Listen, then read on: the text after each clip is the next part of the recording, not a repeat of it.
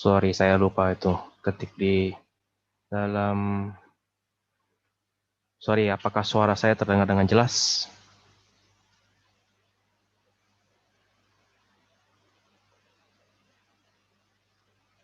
Apakah suara saya dengar dengan jelas? Tes, tes.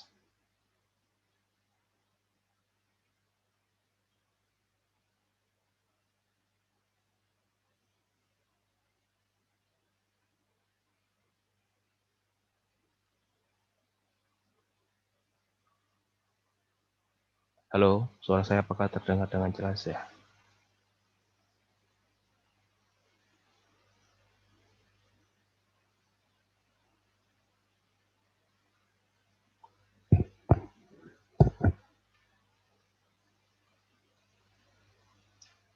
Halo, harusnya sih suara saya terdengar dengan jelas ya. Gimana tolong responnya di kolom live chat kalau suara saya sudah terdengar dengan jelas.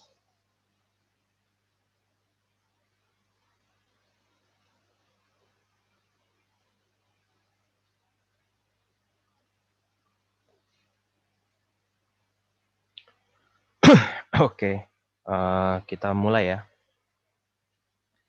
Oke, kita mulai webinar pada pagi hari ini. Sebelumnya terima kasih kepada Bapak dan Ibu sekalian yang sudah mendaftar webinar investasi saham untuk pemula pada pagi hari ini.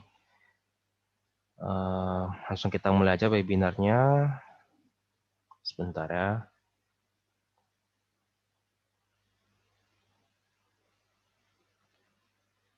Oke.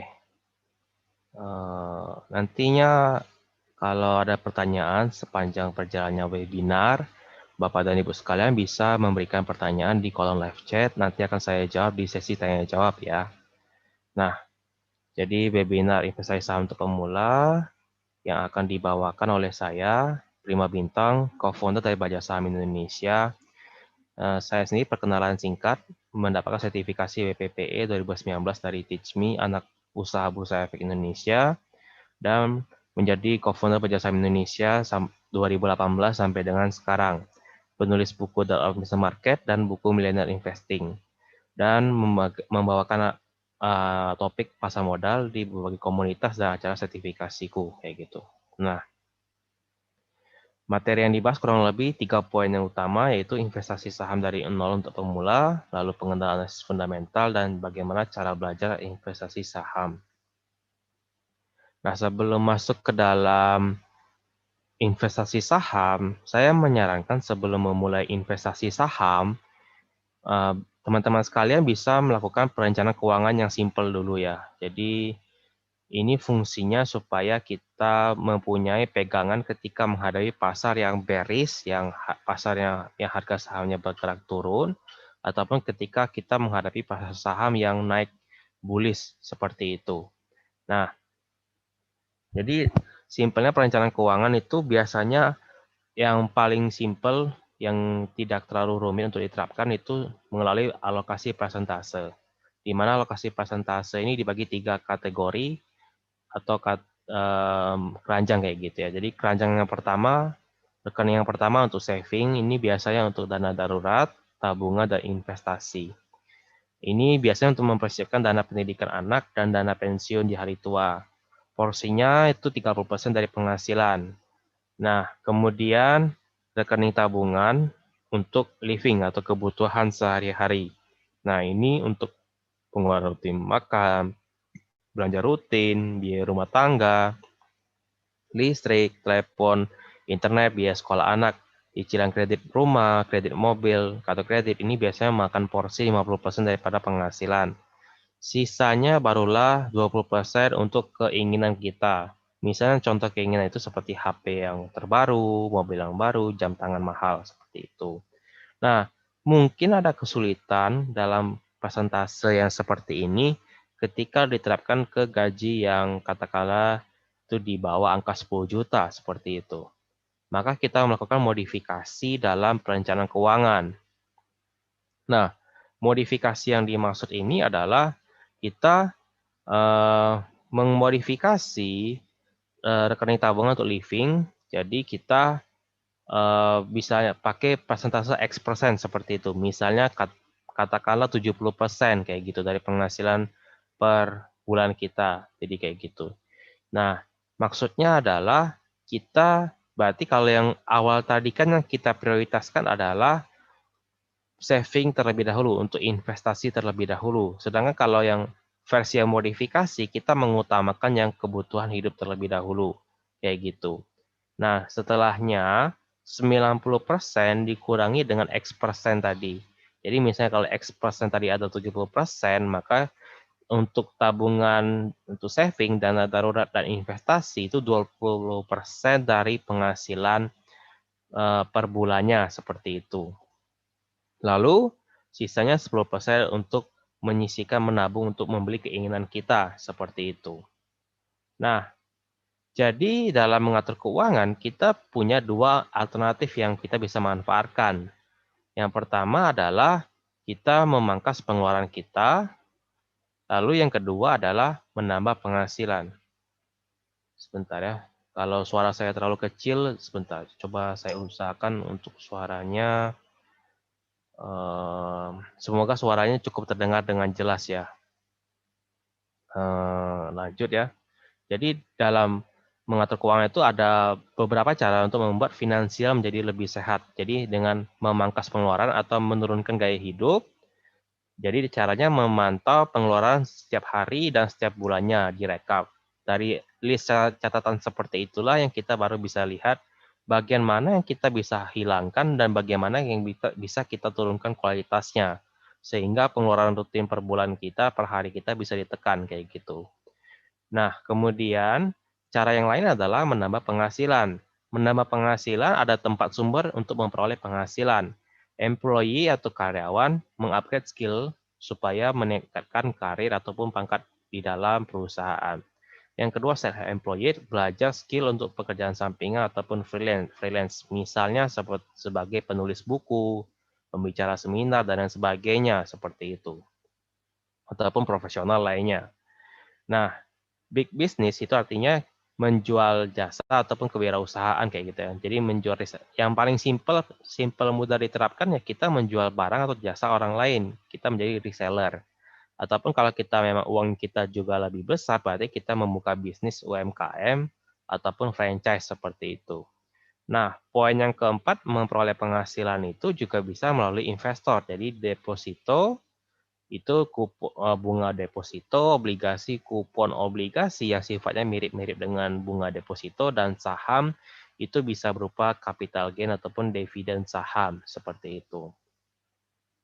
Nah, terlepas dari apapun pekerjaan yang kita kerjakan saat ini, kita dapat menghasilkan uang dari 4 kuadran sekaligus tadi yang dipergunakan. Kuadran ini diperkenalkan oleh Robert Kiyosaki. Kayak gitu. Sehingga kita enggak mengagung-agungkan 4 kuadran yang satu kuadran lebih baik daripada kuadran yang lain. Jadi kita bisa memaksimalkan kuadran dan potensi kita masing-masing kayak gitu. Nah, jadi misalnya kalau seorang ini contoh saja, kalau seorang dokter itu bisa bekerja di rumah sakit, sekaligus dia juga bisa membuka klinik praktek sendiri, dan kemudian artinya dia menggunakan employee dan self-employed, juga bisa ditambahkan dengan mendirikan bisnis yang besar seperti membuka klinik dan laboratorium sehingga dia mempekerjakan dokter yang lainnya sebagai karyawan kayak gitu. Lalu dia juga bisa menjadi seorang investor dan dengan cara dia menggunakan menabungkan ataupun menginvestasikan uangnya ke dalam produk-produk pasar modal, obligasi, dan properti. Dan dia juga bisa membuka bisnis yang tidak ada kaitannya dengan dunia medis kayak gitu. Jadi kita membuka cakrawala kita dalam menghasilkan penghasilan kita, menambah penghasilan sehingga keuangan kita bisa menjadi lebih sehat kayak gitu. Karena kunci daripada investasi saham maupun investasi yang produk yang lainnya adalah kita itu fungsinya mengejar supaya tujuan investasi kita bisa tercapai seperti itu. Nah, jadi untuk seorang pemula kita sebaiknya memahami bagaimana cara kerja produk investasinya, bukan sekedar ikut-ikutan hype tanpa mengerti apa resiko dan potensi keuntungan yang dihadapi dari produk investasi tersebut. ketika kita mengalami FOMO, sangat banyak yang terjadi mengalami FOMO dan mengalami kerugian yang besar dalam melakukan kegiatan investasi. Nah, contoh saja Warren Buffett itu sendiri sebagai investor yang sukses di dunia, dia menghabiskan waktu yang cukup banyak dalam membaca laporan tahunan, membaca bacaan tentang investasi saham, bisnis, dan sejenisnya. Jadi rutinitas sehari-harinya membaca, berpikir, dan investasi, lalu diulangi. Jadi tidak hanya berhenti di bagian membaca dan berpikir saja kayak gitu. Tanpa praktek, maka semua itu menjadi kurang bermanfaat kayak gitu. Jadi juga harus dipraktekkan kayak gitu. Nah, lalu kita mau meluangkan waktu kita sendiri untuk mengikuti training yang kita minati bidangnya kayak gitu, sesuai dengan bidang peminatan kita masing-masing. Jadi misalnya kita training belajar masakan, jadi kita bisa manfaatkan untuk membuka usaha bisnis kuliner, ataupun training menulis, kita bisa membuat buku cerpen dan lain sebagainya kayak gitu. Nah, dari penghasilan-penghasilan seperti inilah kita bisa menghasilkan uang yang lebih banyak dari pendapatan aktif. Maksud dari kata pendapatan aktif ini adalah pendapatan yang kita hasilkan secara aktif tanpa itu kita nggak bisa tinggalkan dari pendapatan aktif ini. Jadi kita selalu berada di dalam menghasilkan uang tersebut secara aktif. Itu maksud pendapatan aktif. Beda hal dengan pendapatan pasif seperti katakanlah royalti penulis, ataupun dividen saham, ataupun uang sewa. Itu kan sifatnya pendapatan pasif yang tidak membutuhkan kita untuk bekerja secara aktif dalam hal tersebut. Seperti itu. Nah, dari hal inilah kita bisa menambah penghasilan kita.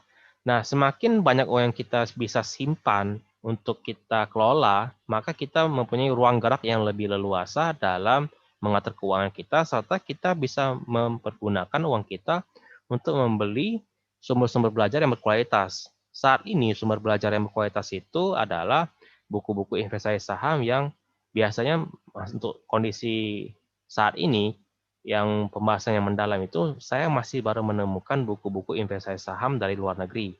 Untuk investasi saham dari dalam negeri itu rata-rata kalau saya baca, saya belum menemukan buku investasi saham yang kualitasnya itu membahas secara mendalam kayak gitu. Jadi masih sebatas pemula semua kalau materi bahasan daripada buku-buku di Indonesia yang terbitan Indonesia kayak gitu. Nah, sehingga kita mempunyai uang dingin yang semakin banyak, kita bisa investasikan ke dalam instrumen reksadana, obligasi, saham, emas, dan properti. Seperti itu. Nah, jadi dana darurat yang tadi kita sempat singgung di depan, bahwa kita mempersiapkan dana darurat ini itu sebanyak 6 kali dari pengeluaran rutin per bulan. Atau sampai dengan 12 kali pengeluaran rutin per bulan kalau sudah berkeluarga.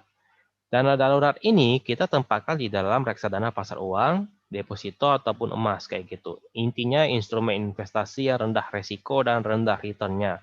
Supaya kita sewaktu-waktu kita membutuhkan, kita bisa mencairkannya dengan mudah seperti itu. Lalu kita memastikan cicilan kita tidak lebih daripada 30% penghasilan bersih per bulan. Supaya kita mempunyai kemampuan riwayat kredit yang lancar pembayarannya, tidak macet seperti itu. Nah, jadi dana investasi itu harusnya uang yang dingin, artinya kita memang meniatkan uang itu untuk diinvestasikan, bukan mempergunakan uang hasil hutang ke orang lain, seperti itu. Nah, manfaat daripada uang dingin ini sendiri adalah ketika kita berinvestasi saham, tentunya kita akan menghadapi penurunan ataupun kenaikan harga saham kayak gitu. Sehingga ketika terjadi penurunan harga saham, kita tidak mengalami kepanikan kayak gitu. Karena memang kita untuk menginvestasikan paling enggak seideal-idealnya di atas 5 tahun kayak gitu. Nah, jadi alasan utama kenapa kita harus investasi saham, karena itu untuk mempersiapkan masa depan yang lebih baik kayak gitu berdasarkan rencana keuangan. Sedangkan dana darurat dan proteksi itu tujuannya untuk melindungi kita dari pengeluaran yang mendesak dan darurat ketika terjadi kejadian yang tidak mengenakan di masa depan. Misalnya jatuh sakit, kena PHK, dan kejadian tidak mengenakan lainnya, seperti itu. Jadi, saya menyarankan tidak menggabungkan antara asuransi dan investasi dalam satu produk kayak gitu. Nah, Lalu dari pengeluaran masa depan inilah kita 3 sampai dengan 5 tahun ke depan itu biasanya untuk mempersiapkan biaya pernikahan, biaya membeli rumah sendiri.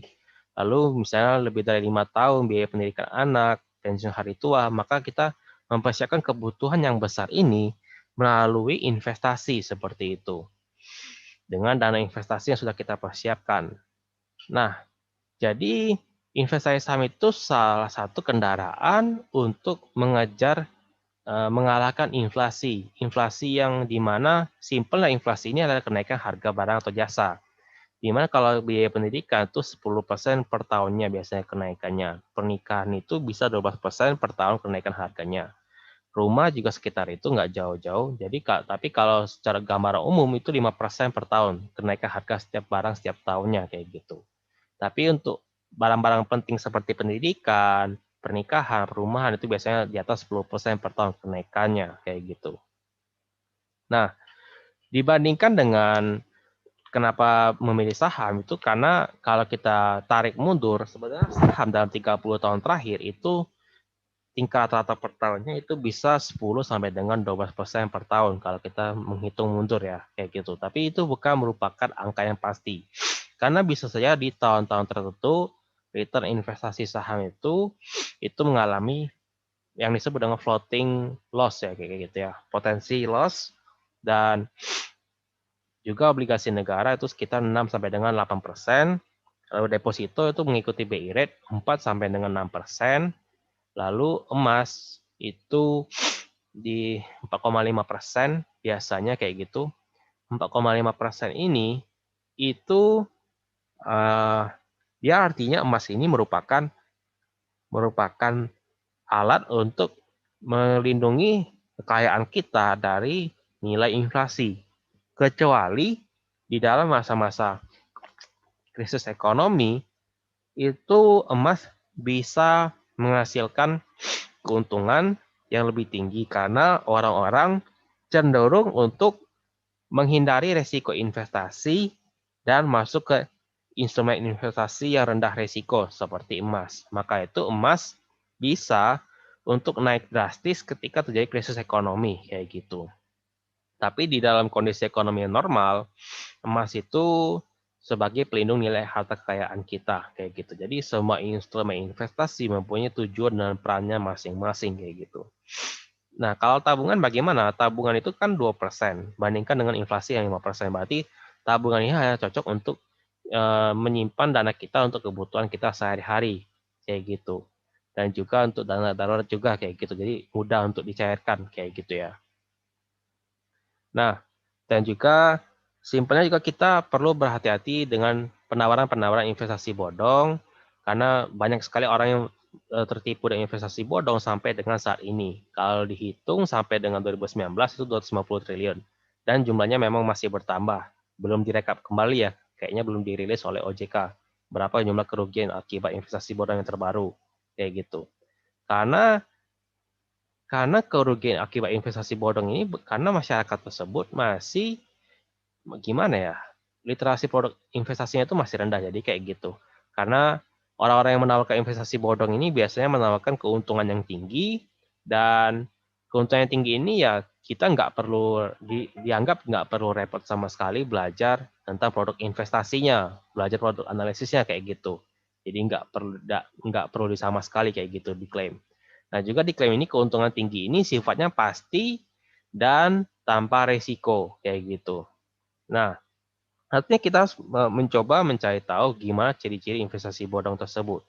Misalnya skema Ponzi, gimana skema Ponzi ini itu adalah yang simpelnya itu ciri-cirinya adalah dia harus mencari member yang baru lagi untuk join ke dalam produk investasi tersebut kayak gitu. Jadi mencari kaki terus menerus kayak gitu. Misalnya dari satu orang masuk 10 juta, terus dari 10 juta ini orang ini harus masuk lagi mencari kaki lagi 10 juta di bawahnya.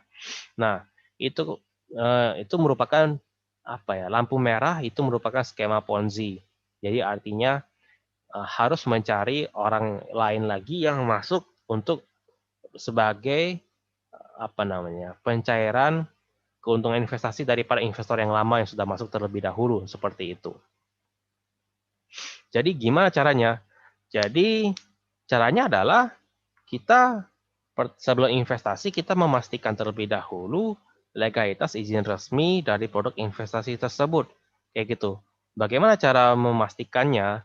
Yaitu yang pertama kali adalah kita bisa mempergunakan daripada call center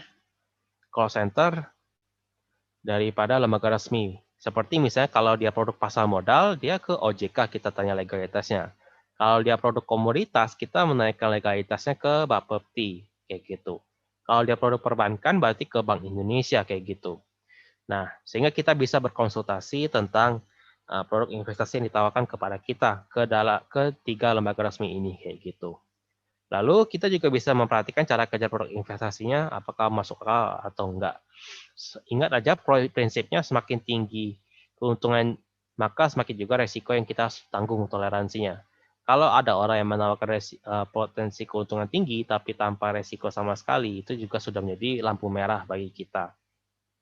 Nah, yang ketiga adalah menanyakan bagaimana keuntungan dan resiko dari produk investasi tersebut, kayak gitu. Nah, lanjut ke dalam saham. Nah, saham itu simpelnya kita bukti kepemilikan perusahaan. Nah, bukti kepemilikan perusahaan ini dalam hal ini adalah perseroan terbatas yang bisa saat ini baru bisa perseroan terbatas yang go public di Bursa Efek Indonesia, kayak gitu.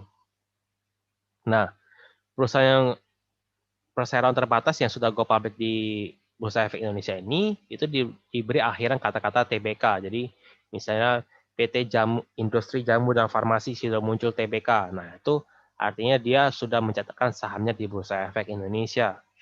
Kalau kita membeli saham tersebut, kita menjadi pemilik minoritas di perusahaan tersebut. Jadi, misalnya saham Bank BCA kita beli, maka kita menjadi pemilik perusahaan Bank Sentral Asia Tbk.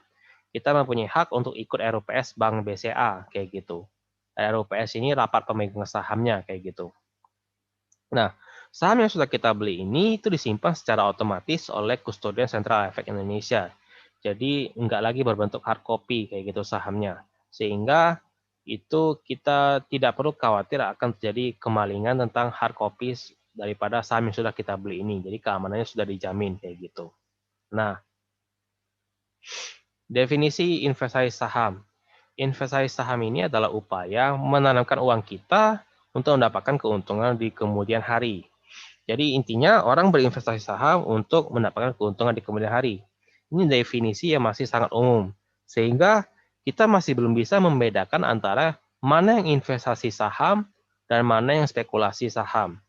Nah, tiga kriteria yang kita bisa manfaatkan adalah yang diberikan oleh Benjamin Graham, definisinya. Kegiatan investasi adalah di mana seseorang melalui analisis yang menyeluruh, menjanjikan keamanan uang pokok, dan imbal hasil yang cukup.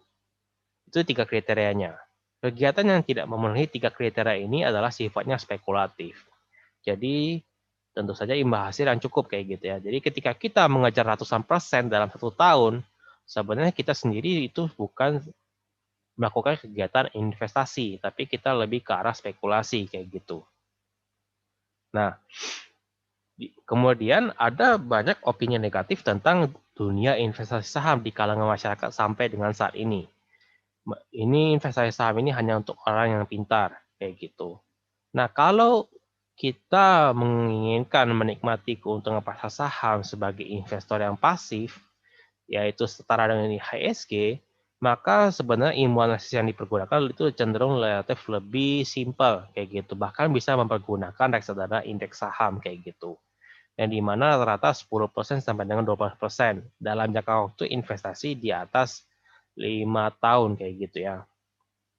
Nah, dan juga ada opini negatif berikutnya adalah membutuhkan uang yang banyak.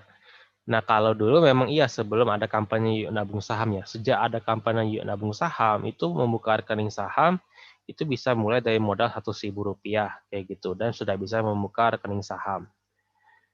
Lalu ada juga yang menyamakan saham itu sebagai judi kayak gitu. Nah, ini kembali lagi ke perilaku perilaku pelaku pasarnya kayak gitu ya.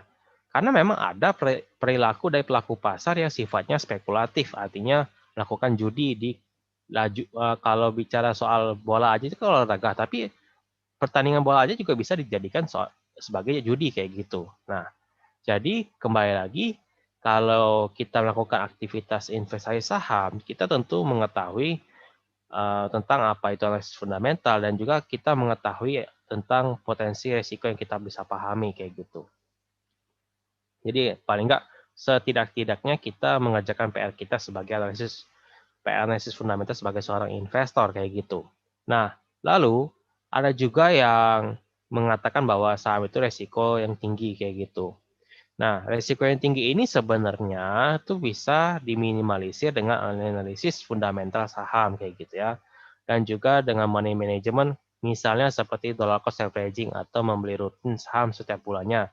Dengan catatan saham yang dibeli setiap bulannya tersebut fundamentalnya memang bagus kayak gitu. Nah, bagus dan prospeknya bagus untuk masa depan kayak gitu. Nah, time frame investasinya juga minimal yang disarankan di atas 5 tahun kayak gitu. Lalu ada juga opini negatif bahwa harus paham teknologi terbaru tentang aplikasinya kayak gitu. Nah, untuk aplikasi ini sebenarnya kan ada training dari perusahaan sekuritas, jadi nggak perlu khawatir, itu akan dibantu tentang penggunaan aplikasinya untuk membeli ataupun menjual saham seperti itu. Nah, lalu keuntungan dari investasi saham itu terbagi menjadi dua kategori. Kategori yang pertama adalah capital gain. Intinya ini adalah realisasi keuntungan harga jual saham itu lebih tinggi daripada harga beli saham kayak gitu.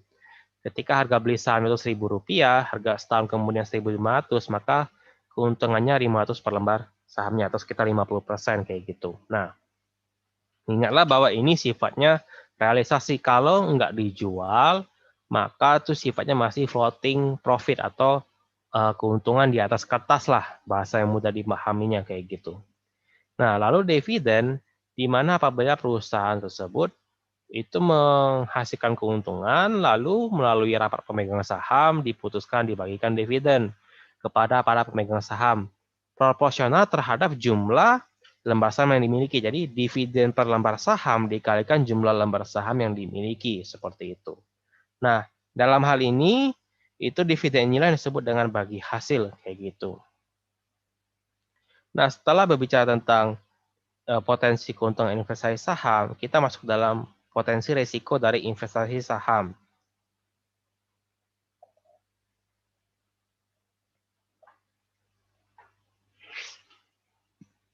Potensi risiko investasi saham adalah pertama adalah capital loss, di mana merealisasikan jual rugi harga jual saham tersebut lebih rendah daripada harga beli saham. Misalnya harga beli per lembar saham ABCD Rp1.500. 1 tahun kemudian harga sahamnya Rp1.000 dan mungkin ada keadaan yang memaksa sehingga kita terpaksa menjual saham dalam keadaan rugi kayak gitu atau memang fundamentalnya memang sudah jelek sehingga kita melakukan cut loss atau memotong kerugian kita. Nah, kerugiannya tersebut Rp500 per lembar sahamnya kayak gitu. Nah, selagi saham tersebut tidak dijual, itu juga sifatnya sebagai floating loss atau bahasa sederhananya rugi di atas kertas kayak gitu. Nah, makanya rugi di atas kertas tersebut itu kembali lagi apakah fundamental perusahaan memang ikut memburuk atau enggak. Kalau memang fundamental perusahaan tidak ikut memburuk, maka kita tidak apa namanya? Tidak diwajibkan untuk menjual rugi saham kita kayak gitu. Kita bisa menyimpannya tanpa perlu khawatir kayak gitu. Kalau memang fundamentalnya tetap bagus seperti itu. Lalu resiko yang berikutnya adalah resiko likuidasi atau kebangkrutan. Saham tadi kan merupakan kepemilikan perusahaan. Nah, kalau perusahaannya bangkrut, maka uang kita itu hangus. Karena begini, dalam dunia pilot kayak gitu, dalam proses kepilotan, yang diutamakan pertama kali adalah utang pajak negara, lalu utang yang kreditor yang memiliki jaminan, lalu berikutnya uang pesangon, lalu kreditur yang biasa, lalu yang terakhir adalah pemegang saham. Dan biasanya itu sudah pasti kurang begitu dilindungi dalam proses kepailitan untuk pemegang saham minoritas seperti itu. Nah, jadi kita harus berhati-hati dalam memilih perusahaan, pilihlah perusahaan yang sehat fundamentalnya kayak gitu. Nah, lalu sejak 2016 itu Bursa Efek Indonesia kan memperkenalkan yang disebut dengan yuk nabung saham. Nabung saham ini terbagi 5 langkah yang mungkin saya akan modifikasi sehingga lebih mudah untuk dipahami kayak gitu. Nah, yang pertama adalah membuka rekening saham di perusahaan sekuritas. Jadi, perusahaan sekuritas ini menjadi perantara kita untuk membeli produk pasar modal. Kayak gitu. Produk pasar modal ini seperti saham, obligasi, reksadana kayak gitu. Tanpa membuka rekening saham di perusahaan sekuritas, kita tidak bisa melakukan transaksi pembelian atau penjualan produk pasar modal seperti itu. Nah, cara membuka rekening saham itu kita bisa membuka melalui KTP, buku tabungan, dan MPP jika ada, kayak gitu. Nah, saat ini membuka rekening saham itu sudah bisa secara online, ada juga yang masih offline, kayak gitu. Maksudnya online ini tanpa kirim berkas, dan offline ini masih harus kirim berkas, ataupun datang ke kantor perusahaan sekuritasnya, seperti itu. Nah, ini ada 50 perusahaan sekuritas yang nilai transaksinya paling banyak di tahun 2020 kayak gitu. Nah, ini beberapa referensi yang bisa dipelajari kayak gitu. Nah, seperti itu. Data ini kita bisa dapatkan dari idex.co.id, itu bagian statistik ya, untuk mengecek sekuritas apa saja yang nilai transaksinya banyak, artinya semakin besar nilai transaksi sekuritas, maka itu menandakan bahwa sekuritas tersebut dipercaya oleh investor retail atau investor kecil kayak gitu untuk transaksi beli jual saham seperti itu. Tapi memang ada pun yang kita memilah juga apakah sekuritas tersebut memilih lebih condong ke sekuritas yang fokusnya ke nasabah institusi atau ke nasabah retail atau nasabah individu seperti itu. Nah, jadi memilih sekuritas itu kita memperhatikan fasilitas apa yang ditawarkan, analisis pasarnya bagus atau enggak, kemudian riset ada kelas edukasi untuk investornya atau enggak, kayak gitu. Nah, kemudian fee transaksinya ini kalau kita memang suka trading saham, memang fee transaksi itu diperhatikan juga, mencari yang paling kecil. Lalu kalau yang senang yang ingin menjual saham sendiri tanpa bantuan broker itu mencari sekuritas yang menyediakan aplikasi online trading kayak gitu. Sehingga kita bisa menginput sendiri perintah beli ataupun perintah jual sahamnya kayak gitu. Lalu kita juga memastikan sekuritas tersebut anggota resmi Bursa Efek Indonesia dan memiliki izin dari OJK kayak gitu. Dan MKBD yang saya sarankan minimal di atas 100 miliar rupiah. Karena menghindari kejadian kalau terjadi penurunan MKBD tidak sesuai dengan standar dari OJK dan Bursa Efek Indonesia di bawah 25 miliar, maka anggota Bursa Efek tersebut dibekukan sehingga nasabahnya tidak bisa transaksi beli ataupun jual saham seperti itu. Nah, kalau teman-teman misalnya masih bingung mau pilih sekuritas yang mana, itu bisa membuka rekening saham, bisa hubungi inbox Pajak Saham Indonesia, kayak gitu. Dan mendapatkan gratis e-book ilmu saham, kayak gitu. Oke, langkah berikutnya berikutnya adalah setelah membuka rekening kan teman-teman sekalian harus mempersiapkan dana yang disisihkan setiap bulannya. Sehingga itu disesuaikan dengan rencana keuangan dan profil risiko investor. Lalu kita menetapkan nilai spesifik tujuan keuangan kita kapan mau dicapai kayak gitu. Misalnya untuk biaya pendidikan kemudian beli rumah, persiapan pensiun, biaya menikah dan lain sebagainya. Lalu kita menginvestasikan dana tersebut ke dalam berbagai instrumen investasi seperti reksadana, obligasi atau surat hutang dan saham kayak gitu. Alokasi ini sesuai dengan profil risiko investor kayak gitu. Saat ini, sudah tersedia banyak website gratis untuk membantu tes profil risiko investor kayak gitu. Dan kalkulator investasi untuk membantu menghitung rencana investasi teman-teman sekalian. Nah, ini contoh saja simulasi contoh rencana keuangan di mana Budi seorang wira swasta, umur 22 tahun, penghasilan bersih dari bisnisnya 7 juta rupiah per bulan, kekayaan di tabungannya saat ini 50 juta. Tujuan keuangannya itu biaya pernikahan, mau dicapai di usia 30 tahun dengan nominal 250 juta rupiah kayak gitu. Artinya dari data tersebut bahwa itu ada masih kekurangan sekitar 200 juta rupiah yang harus dicari kayak gitu ya. Sehingga 200 juta rupiah ini bisa kalau waktu persiapannya 8 tahun, ketika kita menargetkan target investasi kita bertumbuh 20% per tahun, itu maka yang kita investasikan setiap bulan 1,4 juta per bulan. Nah, per bulan. Nah, kalau kita mematok resiko investasi yang lebih rendah, misalnya 7% per tahun, maka nilai investasi kita perlukan adalah Rp3.500.000 per bulannya setiap bulan selama 8 tahun kayak gitu. Jadi semakin tinggi target investasi ini, keuntungan investasi yang dipatok, maka semakin sedikit yang kita tabung. Begitu juga sebaliknya, semakin rendah resiko investasi, maka dana investasi yang kita investasikan setiap bulan itu juga semakin besar harus kayak gitu, karena untuk menutupi daripada target investasi yang lebih kecil ini tadi kayak gitu. Nah, lalu dalam melakukan alokasi aset investasi itu ditentukan dengan faktor tujuan keuangan, potensi keuntungan, jangka waktu investasi, dan profil risiko seperti itu. Di mana imbal hasil produk investasi tersebut itu kisaran ini gambaran secara garis besarnya 5-7%. Nah, reksadana ini sendiri merupakan produk investasi yang di mana itu uang masyarakat dimasukkan ke dalam wadah investasi berupa reksadana. Lalu dalam reksadana ini dikelola oleh manajer investasi, ditempatkan dalam instrumen investasi sesuai dengan jenis reksadananya. Uang yang dari masyarakat tadi itu disimpan dalam bank kustodian, sehingga manajer investasi tidak bisa membawa kabur uang yang sudah ditempatkan di dalam wadah reksadana seperti itu. Nah, dalam hal ini reksadana pasar uang itu, maka manajer investasi hanya bisa meletakkan uang ke dalam instrumen deposito dan surat hutang jangka pendek kayak gitu. Kalau reksadana pendapatan tetap berarti hanya boleh ditempatkan ke dalam obligasi jangka panjang, kemudian obligasi jangka pendek dan deposito. Kalau campuran, seperti namanya saja campuran, dia boleh meletakkan ke dalam eh, instrumen deposito, obligasi, dan saham seperti itu kalau campuran. Kemudian reksadana indeks saham berarti dia hanya boleh investasikan uangnya ke dalam saham-saham yang menjadi indeks saham yang menjadi acuannya.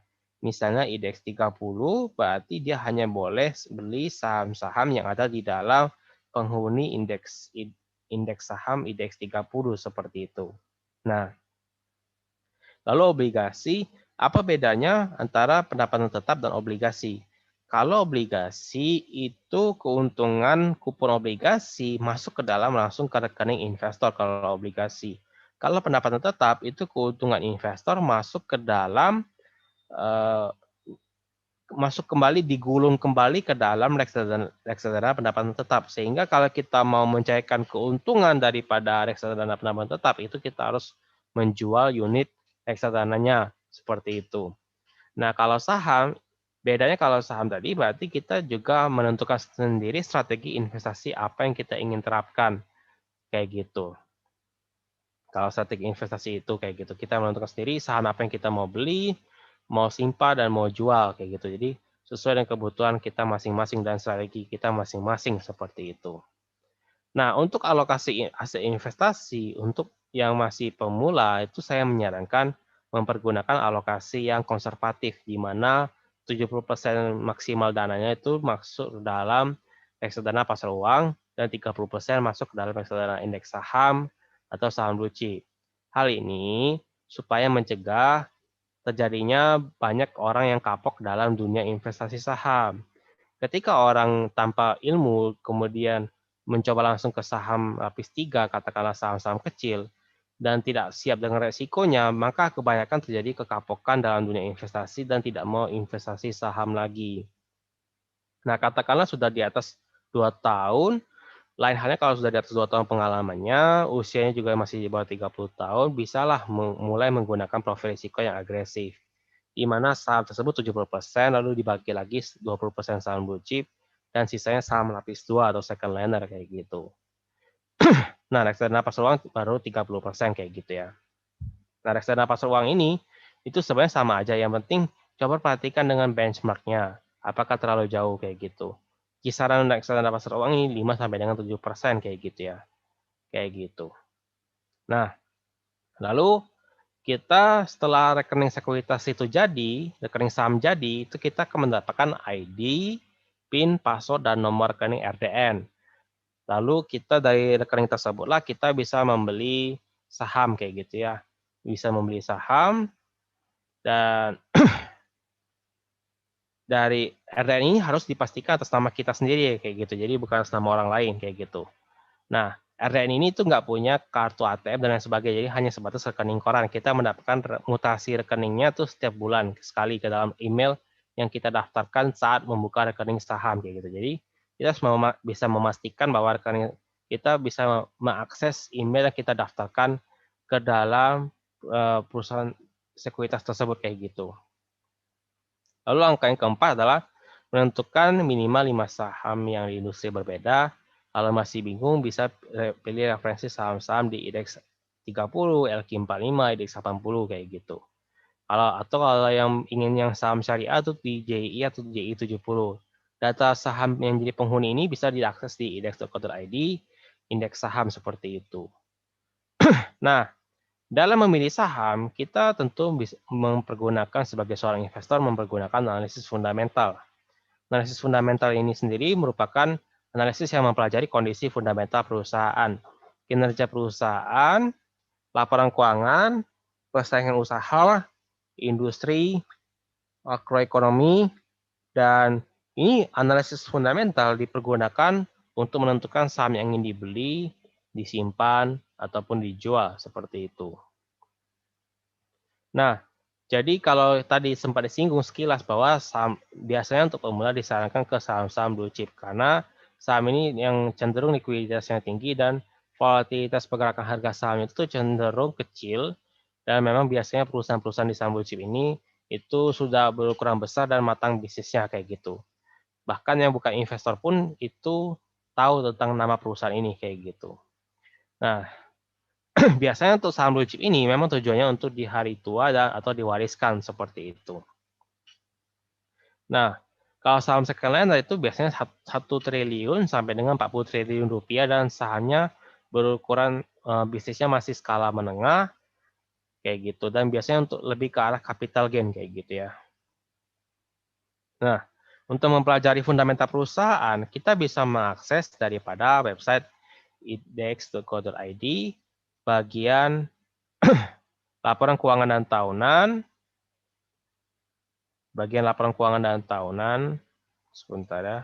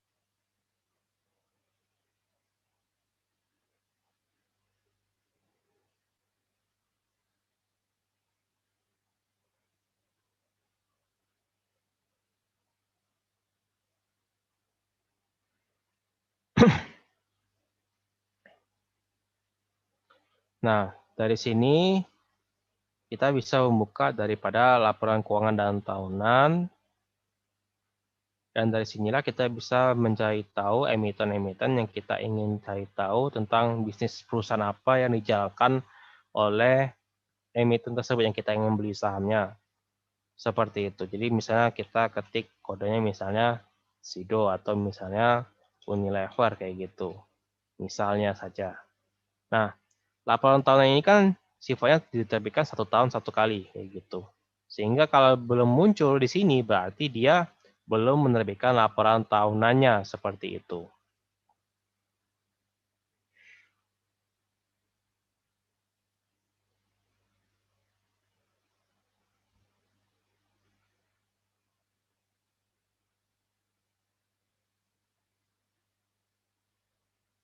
Nah, di bagian bidang usaha ya, bidang usaha.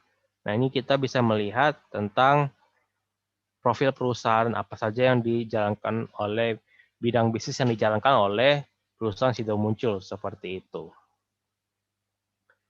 Nah, kemudian kalau kita mau mencari public expose, kita bisa membuka daripada website idexco.id, perusahaan tercatat dan keterbukaan informasi seperti itu. Nah, kalau untuk yang masih baru mulai, kita membeli saham yang kita pahami model bisnisnya. Model bisnis yang paling mudah dipahami itu biasanya consumer goods ataupun perbankan biasanya ya, kayak gitu. Nah, kalau untuk yang masih bingung juga mungkin membeli di saham-saham yang blue chip katakanlah seperti itu, atau reksadana indeks saham atau ETF saham dengan time frame investasi itu membeli saham secara rutin setiap bulannya untuk jangka waktu di atas 5 tahun, jangka waktu investasinya kayak gitu. Karena kalau masih di bawah 5 tahun, bisa saja masih dalam keadaan rugi investasi sahamnya, seperti itu. Nah, lalu dengan membeli saham tersebut kan berarti kan kita tahu bahwa saham tersebut tidak kemungkinan untuk bangkrut keesokan harinya itu kan cenderung kecil ya kayak gitu. Jadi sehingga kita bisa beristirahat dengan tenang kayak gitu ketika tidur kayak gitu ya. Nah, lain halnya kalau kita memang membeli saham tanpa tahu bisnis apa perusahaan tersebut, biasanya akan menemukan rasa deg-degan bahwa bahkan nggak tenang ketika beristirahat kayak gitu. Nah, ini 50 perusahaan terbesar market cap-nya di kuartal 4 2020. Untuk kuartal 1 2021 itu belum didapatkan ya datanya. Kuartal 1 belum diterbitkan oleh Bursa Efek Indonesia kayak gitu. Jadi 50 perusahaan terbesar di Bursa Efek Indonesia market cap-nya ini itu bisa menjadi referensi beberapa saham yang kita bisa analisis lebih lanjut fundamental perusahaannya seperti itu. Nah, cara simpel untuk menganalisis fundamental perusahaan itu diantaranya dengan mempergunakan rasio-rasio yang simpel. Yang penting kita pahami bukan paham tentang rumusnya, tapi paham tentang penggunaannya kayak gitu. Yaitu earning per share atau laba bersih per saham perusahaan. Nah, ini paling enggak nilainya bertumbuh dari tahun ke tahun kayak gitu. Ketika earning per share bertumbuh dari tahun ke tahun, itu menjadi tanda awal bahwa perusahaan tersebut penjualannya atau revenue-nya naik dan labanya juga naik kayak gitu. Nah, perusahaan tersebut ini kan menghasilkan keuntungan melalui penjualan produk, barang, ataupun jasa. Makanya kalau penjualan naik, biasanya juga harusnya laba juga ikut naik, seperti itu. Nah, lalu kita udah dinamakan dengan book value per share. Book value per share itu adalah nilai kekayaan perusahaan per lembar sahamnya, kayak gitu. Cara menghitungnya itu sama dengan uh, nilai nilai ekuitas perusahaan dibagi dengan jumlah saham beredar kayak gitu. Nah, kalau earning per share itu dari laba bersih perusahaan dibagi dengan jumlah saham beredarnya kayak gitu. Itu kalau mau menghitung secara manual ya, kayak gitu. Nah, kalau ROE itu laba bersih annualized atau laba bersih 1 tahun penuh dibagi dengan ekuitas perusahaan. Ini mengukur tingkat perusahaan, manajemen perusahaan dalam menghasilkan keuntungan. Mengukur efisiensi manajemen perusahaan dalam menghasilkan laba bersih atau profitabilitas. Nah, untuk ROE itu biasanya dibandingkan dengan kompetitornya. Kayak gitu. Lalu, debt to equity ratio, di mana total hutang dibagi dengan ekuitas perusahaan. Nah, kalau biasanya yang diharapkan itu DER-nya di bawah 1. Tapi kalaupun DER-nya di atas 1, maka dan dominasinya itu didominasi oleh hutang perbankan atau hutang obligasi, maka kecenderungan perusahaan yang dari data satu ini risiko keuangannya itu lebih besar, sehingga ketika risiko keuangan membesar terjadi gagal bayar, kalau terjadi gagal bayar maka risiko payah perusahaan itu juga meningkat kayak gitu, risiko bangkrutnya. Nah, jadi seperti itu saling melengkapi antara ROE dan DER ini kayak gitu. Lalu price earning ratio, di mana price earning ratio ini itu harga saham dikalikan earning per share kayak gitu ya. Nah, berapa lama waktu yang dibutuhkan untuk mengembalikan modal untuk membeli saham? Misalnya price earning ratio 10 kali. Berarti kalau earning per share-nya tidak bertumbuh, maka dibutuhkan waktu 10 tahun untuk balik modal secara pembukuan kayak gitu. Nah, mengukur price earning ratio yang murah atau mahal ini, kita membandingkannya dengan industri ataupun dengan historisnya seperti itu. Lalu price to book value ratio, di mana harga saham dibagi dengan book value per share-nya kayak gitu ya. Nah, untuk harga saham ini sendiri, kita bisa mengecek harga saham itu melalui aplikasi Bloomberg, melalui aplikasi RTI Bisnis, ataupun kita bisa membukanya dari misalnya website resmi, seperti katakanlah investing.com, kemudian Bloomberg tadi, kemudian aplikasi sekuritas. Dulunya bisa RTI Analytics, cuma RTI Analytics sudah berbayar ya sejak tahun 2000, udah cukup lama, 2020 udah mulai berbayar kayak gitu. Jadi yang gratis saat ini itu masih RTI Bisnis yang mobile ya, yang dari smartphone kayak gitu. Sedangkan ya kalau yang dari komputer itu sudah berbayar kayak gitu. Nah, sebentar ya. Tadi sampai ke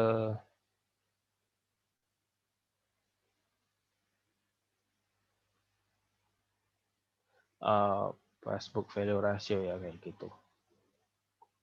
Jadi membandingkannya juga dengan PBV industri atau PBV historisnya kayak gitu. Ini data industri ataupun historis kita bisa mencarinya dari ids.co.id kayak gitu ya. Di bagian statistik menu bulanan kayak gitu. Nah, kemudian dividend yield. Dividend yield ini itu adalah dividen per lembar saham dibagi dengan harga saham yang terbarunya kayak gitu.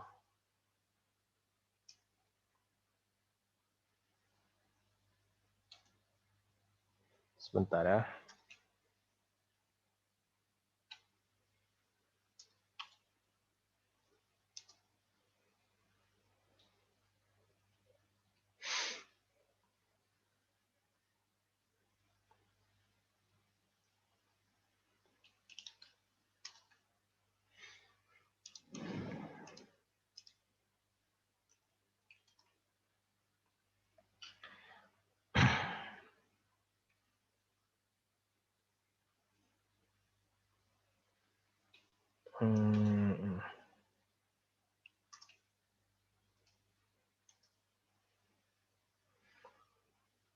Dividen yield, dividen per lembar saham dibagikan dengan harga saham. Jadi dividen per lembar sahamnya berapa dibagikan dengan harga sahamnya saat ini berapa kayak gitu, dividen yield-nya kayak gitu. Nah, fungsinya itu mengukur kestabilan laba bersihnya.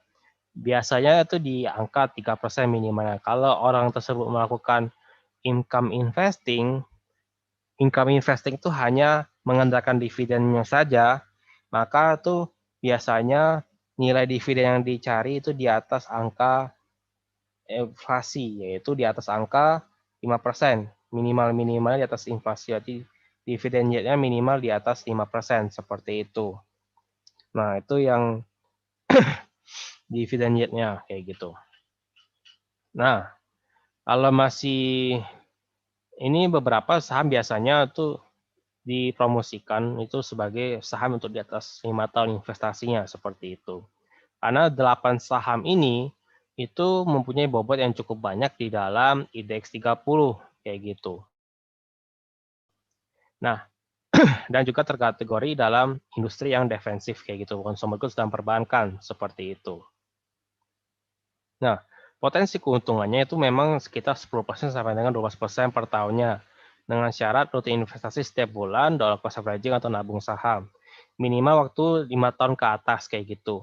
Kinerjanya ini itu nggak akan jauh daripada reksadana indeks saham indeks 30. Jadi sebenarnya ada dua alternatif. Kalau memang benar-benar nggak mau pusing, ya cukup beli dengan reksadana indeks 30 aja kayak gitu untuk mengikuti kinerja indeks saham indeks 30 kayak gitu. Nah, terus kalau kita mau menilai bisnis ini masih ada atau enggak 10 tahun kemudian, itu caranya kita coba bayangkan kira-kira produk jasa ini itu akan mengalami perubahan besar atau enggak dalam waktu 10 tahun ke depan. Sehingga kalau perubahannya itu enggak terlalu besar, sehingga kalau kayak gitu berarti memang industri ini katakanlah memang sudah stabil, tapi memang kita enggak bisa mengharapkan capital gain yang besar, sehingga lebih ke arah dividend yield-nya aja yang kita bisa harapkan seperti itu. Nah, atau yang lainnya juga ICBP ini misalnya Indofood ini itu kan dijual di berbagai tempat kayak gitu. Jadi memang penetrasinya pangsa pasarnya masih dikuasai oleh Indomie untuk di Indonesia kayak gitu. Nah, kalau teman-teman sekalian perhatikan 8 saham ini itu harganya kalau dicek di RTI Bisnis ataupun di website wsj.com kayak gitu ya. Nah, ini harganya itu di atas 100.000 semua. Tadi kan bisa mulai nabung saham di atas dengan modal 100.000 rupiah. Ya kalau di bawah 100.000 rupiah harga per lembar sahamnya itu cuma ada hanya sedikit. Jadi misalnya Sido muncul ini harga per lembar di bawah 1.000 per lembar sahamnya kayak gitu. Atau misalnya reksadana indeks saham BNI AM indeks 30 atau reksadana indeks saham lainnya yang akhirnya indeks 30 kayak gitu. Nah, ini bisa dengan modal 100.000 rupiah. Atau misalnya ETF indeks 30 itu juga bisa kayak gitu. Nah, atau ya alternatif lainnya investasi leher ke atas untuk mencari ilmu dan pengalaman sebanyak-banyaknya sehingga memperbesar penghasilan yang bisa diinvestasikan setiap bulannya seperti itu. Lalu ketika menggunakan tools yang tersedia untuk menganalisis, menggunakan tools analisis fundamental, itu bisa menggunakan daripada RTI, Stockbit, ataupun Bloomberg, ataupun aplikasi perusahaan sekuritas dan lainnya, kayak gitu. Jadi sudah cukup tersedia banyak ya alat instrumen untuk menganalisis fundamental perusahaan kayak gitu. Nah, misalnya kalau kita buka dari aplikasi RTI Bisnis ya, kita buka dari aplikasi RTI Bisnis. Sebentar ya, buka dari aplikasi RTI Bisnis.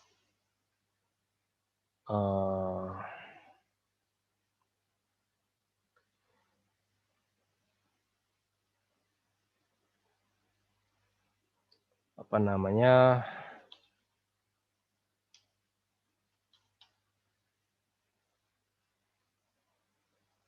Kita buka aja dari sini deh kalau kayak gitu kalau teman-teman sekalian mau praktekkan bisa buka aplikasi RTI Bisnis ya kayak gitu ya.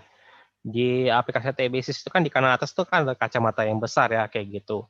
Nah, kaca pembesar. Nah, kaca pembesarnya kita ketik kode saham yang kita ingin cari atau analisis lebih lanjut kayak gitu. Yang lambangnya seperti ini kayak gitu. Kita bisa ketik kode sahamnya. Ini harga saham per hari ini kayak gitu. Per penutupan kemarin Jumat ya. Jumat di Jumat kemarin kayak gitu. 5.350. Berarti harganya berarti 5.350 dikalikan dengan 100 kayak gitu. Karena pembelian saham saat ini satu lot itu 100 lembar saham kayak gitu. Nah, sehingga 535.000 untuk satu lot Unilever seperti itu. Nah, ini diambil dari data RTI Bisnis Unilever kuartal 1 2021 kayak gitu ya. 45 di kuartal 1 2021. Nah, itu masih harus disetahunkan. Nah, angka 178 ini itu hasil dari pembulatan daripada 45 ini. Kayak gitu. Jadi ketika 45 kali 4 ini harusnya 180 ya. Entah kenapa dia pembulatannya jadi 178 kayak gitu. Nah, kemudian ini data kalau kuartal 1 itu Januari sampai Maret. Kuartal 2 itu Januari sampai Juni. Kuartal 3 sampai September. kuartal 4 itu berarti sudah 1 tahun penuh kayak gitu. Ini ditotalkan masing-masing kayak gitu. Nah, dividen per share atau DPS itu adalah dividen per lembar saham yang dibagikan ke pemegang saham kayak gitu. Nah, untuk 2021 ini itu Unilever membagikan 99% laba bersih per sahamnya kepada para pemegang saham. Nah, ini menandakan bahwa kalau kita membaca data seperti ini, bahwa manajemen Unilever itu sudah kesulitan mencari sumber pertumbuhan baru bagi bisnis Unilever kayak gitu, sehingga dia lebih memilih untuk membagikan keuntungannya kepada para pemegang saham. Sehingga kalau kondisinya seperti ini, berarti dia tidak mempunyai dana sendiri untuk mengekspansi bisnisnya lebih banyak lagi kayak gitu. Nah, ini itu cara membaca maknanya. Jadi sehingga kalau untuk saham-saham growth stock kayak gitu, saham-saham yang bertumbuh, ideal dividen per lembar saham itu paling kencang itu sekitar 30% dari laba bersih per sahamnya seperti itu. Lalu tadi, nah kalau kita lihat di RTI Business itu di bagian case statistik ini kan data yang dipergunakan laporan keuangan yang berakhir 31 Maret 2021 kayak gitu. Ini bagian penjualan aset, hutang, ekuitas dan lain sebagainya kayak gitu. Nah, dividen yield ini di atas 3% tapi masih di bawah 5% kayak gitu. Nah, kalau memang tertarik, ya kalau yang tertarik dengan fans berat dengan Unilever bisa membelinya. Tapi kalau misalnya ingin melakukan dividen investing, tunggulah sampai dividen yield ini 5% kayak gitu. Seperti itu. Nah, untuk debt to equity ratio untuk Unilever itu memang dia 200%, tapi kalau kita membuka laporan keuangannya, itu ternyata hutang daripada Unilever ini didominasi hutang dagang. Sehingga kalau didominasi hutang dagang, itu memberikan informasi bahwa supplier itu rela untuk menghutangi Unilever untuk dibayar di belakang kayak gitu. Sehingga dia bisa melakukan produksi barangnya tanpa membebani keuangan perusahaan seperti itu. Jadi ibaratnya dipinjemin modal dulu untuk memproduksi bisnis perusahaannya. Nah, untuk mengestimasikan nilai intrinsic daripada Unilever itu ada beberapa metode. Metode yang paling simpel itu bisa mempergunakan Price-Earnings Standard Deviation Band kayak gitu. Di mana Price-Earnings Standard Deviation Band ini itu kalau outlook-nya itu atau masa depan bisnisnya ini sudah stagnan, itu lebih cenderung menggunakan 3 angka ini untuk range estimasi nilai intrinsiknya kayak gitu. Di garis tengah ini dan 2 garis bawah ini untuk estimasi nilai intrinsiknya kayak gitu. Kalau memang benar-benar sudah stagnan penjualan dan laba bersihnya, jadi kita pakai yang paling bawah untuk mengestimasi nilai intrinsiknya kayak gitu. Nah, kenapa menggunakan 3 tahun? Kenapa bukan 5 tahun dan 10 tahun? Kalau kita melihat bahwa kondisi Unilever ini semakin lama semakin kurang baik. Persaingan bisnisnya itu semakin ketat karena banyak produk-produk skincare Korea dan lain sebagainya kayak gitu yang masuk menggempur daripada Unilever sendiri kayak gitu. Sehingga kalau dibandingkan dengan 5 dan 10 tahun lalu itu nggak pas kalau kita mau pakai 5 dan 10 tahunnya. Jadi lebih pas kita menggunakan kondisi 3 tahun terakhir kayak gitu. Nah, sehingga kalau kita mengestimasikan nilai intrinsiknya itu bisa estimasi PI wajar dikalikan EPS yang disetahunkan kayak gitu. Jadi tadi minus 2 standard deviation-nya itu 30,79 kayak gitu ya. Kalau sangat optimis itu ketika fundamental perusahaan itu sangat bagus kayak gitu ya. Ketika fundamental perusahaan sangat bagus, barulah di 49 dan 44 kayak gitu. Kalau fundamental perusahaan dan prospek kedepannya sangat bagus, baru digunakan dua hal ini untuk estimasi nilai intrinsiknya kayak gitu. Nah, artinya sekitar 5.094 kayak gitu estimasi daripada Unilever seperti itu. Nah, yang tahapan yang kelima, kalau kita ini kan tadi kalau kita mau membeli saham di bawah nilai intrinsiknya kayak gitu. Sayangnya kalau kita mau mempergunakan metode yuk nabung saham, kita tidak mengikuti yang yang estimasi nilai intrinsik tadi, tapi kita membeli rutin sahamnya setiap bulan untuk mendapatkan harga rata pembelian saham kayak gitu. Jadi kita nggak mempedulikan soal valuasinya kayak gitu. Nah, sehingga sepanjang fundamentalnya bagus, valuasinya mahal ya nggak apa-apa karena dia mendapatkan harga rata untuk 5 tahun ke depan ya. Jangka waktu time frame investasinya 5 tahun ke atas, sepanjang fundamentalnya masih bagus tetap ditabung. Tetapi kalau hasil analisis fundamental yang simpel tadi, itu sahamnya jelek, maka kita ganti dengan saham yang lain yang fundamentalnya bagus untuk ditabung kayak gitu. Kita jual saham yang tadi yang fundamentalnya jelek, lalu kita pindahkan ke saham yang fundamentalnya bagus untuk ditabung seperti itu. Nah, ini beberapa referensi yang bisa diperhatikan, referensi contoh simulasi nabung saham di tahun 2015 sampai dengan 2019 dengan metode total cost averaging atau nabung saham 800.000 per bulannya kayak gitu. Nah, dengan estimasi tersebut itu sekitar keuntungan 120% dalam waktu 5 tahun atau 23% per tahunnya kayak gitu CAGR-nya ya. Ini rata-ratanya kayak gitu. Nah, perlu disclaimer sedikit bahwa keuntungan di masa lalu ini itu bisa saja tidak terwujud, bisa saja lebih kecil, bisa saja lebih besar di masa depan kayak gitu. Jadi keuntungan masa lalu ini tidak menjamin keuntungan yang sama di masa depan kayak gitu. Tidak ada jaminan kepastian kayak gitu. Beda halnya dengan obligasi dan deposito, itu yang harus dipahami terlebih dahulu kayak gitu. Nah, kalau misalnya ingin potensi keuntungan di atas IHSG, misalnya di atas 100%, kita bisa memilih menjadi enterprising investor. Istilah yang diberikan oleh Benjamin Graham untuk orang-orang yang mendedikasikan usahanya untuk mempelajari fundamental perusahaan secara mendalam, dibandingkan dengan defensive investor yang cukup puas dengan imbal hasil setara dengan IHSG. Ya, artinya cuma memakai reksadana indeks saham, katakanlah seperti itu, atau ETF saham kayak gitu, indeks saham kayak gitu. Nah, jadi memperoleh keuntungan multi-bagger yang sesuai dengan metode investasi dengan kaidah investasi adalah metode value investing kayak gitu. Nah, value investing ini sendiri itu adalah kalau bahasa yang awam, kita membeli rumah 1 miliar dengan harga yang diskon, katakanlah 500 juta, seperti itu. Nah, kalau bahasa yang lebih ilmiah, kita membeli saham yang fundamentalnya bagus dan kita beli dengan harga lebih rendah daripada nilai intrinsik sahamnya, seperti itu. Nah, analisa fundamental yang kita kerjakan pun dalam enterprising investor itu terbagi jadi 2 kategori.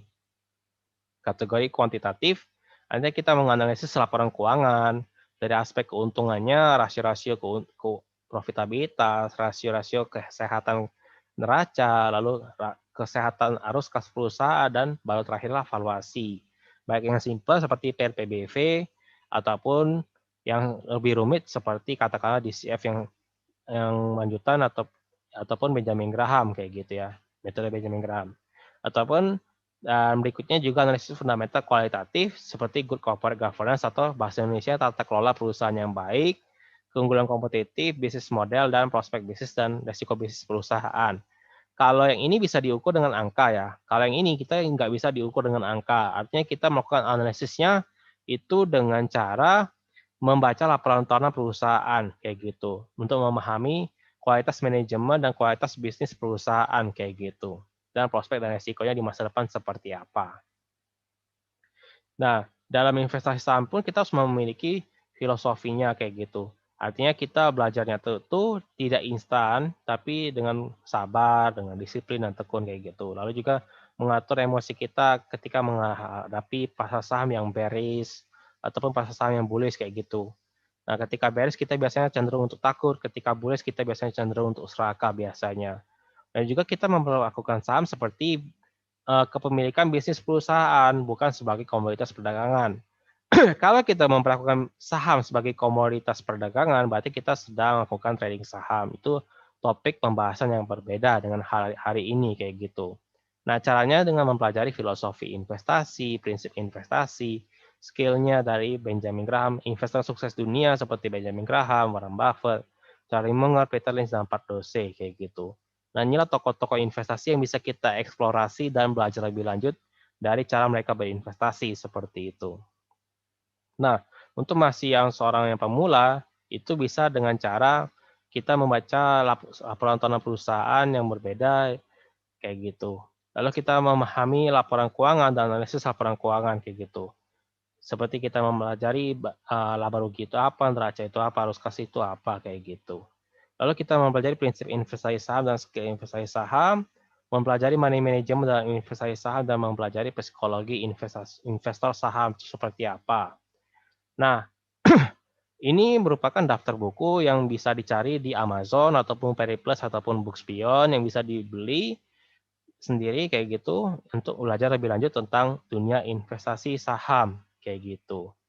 Nah, bagi teman-teman sekalian, misalnya kalau memiliki keterbatasan waktu untuk kesulitan untuk membeli buku-buku ini, itu kami sudah meringkaskan plus dengan pengalaman kami dalam dunia praktek investasi saham, bisa ikutan dengan webinar value investing di tanggal 19 Juni 2021, di mana membahas tentang value investing secara mendalam kayak gitu.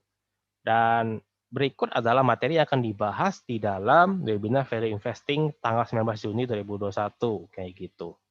Berikut dengan fasilitas-fasilitas yang akan disediakan bagi teman-teman sekalian yang mengikuti webinar value investing pada 19 Juni 2021 kayak gitu. Ini fasilitas-fasilitas yang bisa diambil oleh alumni webinar value investing nanti. Nah, nantinya itu khusus untuk sampai dengan tanggal hari ini harga spesial itu Rp100.000. Setelah hari ini 12 Juni 2021 harganya menjadi Rp200.000. Link registrasinya itu saya letakkan di dalam video description, link streaming YouTube nanti, dan juga bisa memintanya langsung ke dalam DM Instagram Bayar Saham Indonesia kayak gitu. Nah, kita sekarang masuk ke dalam sesi tanya jawab. Jadi bagi teman-teman sekalian yang mempunyai pertanyaan bisa dikirimkan di kolom live chat. Nanti kita akan jawab satu persatu ya, kayak gitu.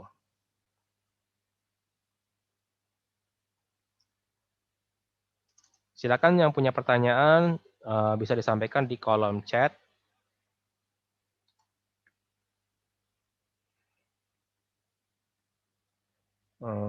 Bisa disampaikan di kolom chat. Saya baca dulu ya pertanyaan dari live streaming YouTube ya.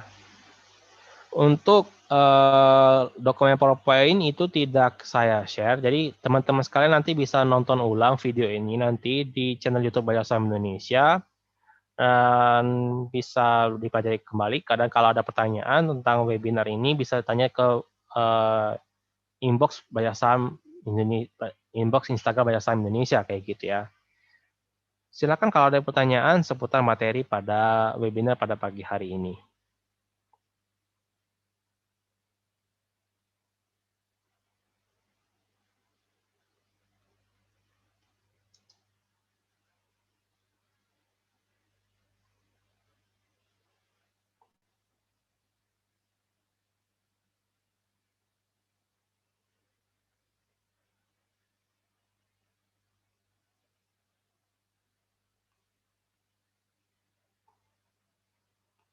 Mungkin ada bagian yang kurang jelas.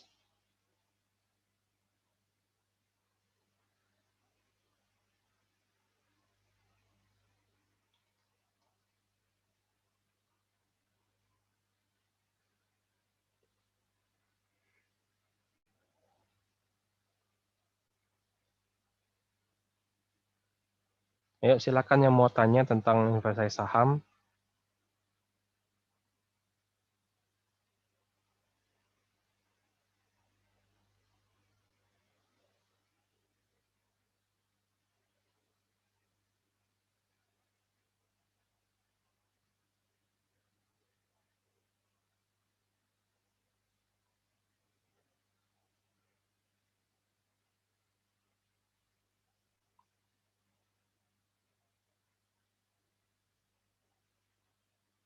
Oke, kalau memang misalnya belum ada pertanyaan, nanti teman-teman sekalian bisa tanyakan pertanyaannya di dalam inbox Instagram Bayar Saham Indonesia ya, kayak gitu. Oke, kalau memang belum ada pertanyaan, mungkin kita cukupkan dulu sampai dengan sekarang webinar pada pagi hari ini. Lebih dan kurang saya mohon maaf. Sampai jumpa di kesempatan berikutnya. Terima kasih bagi Bapak dan Ibu sekalian yang sudah mengikuti webinar ini sampai dengan selesai. Sampai ketemu di kesempatan berikutnya. Terima kasih.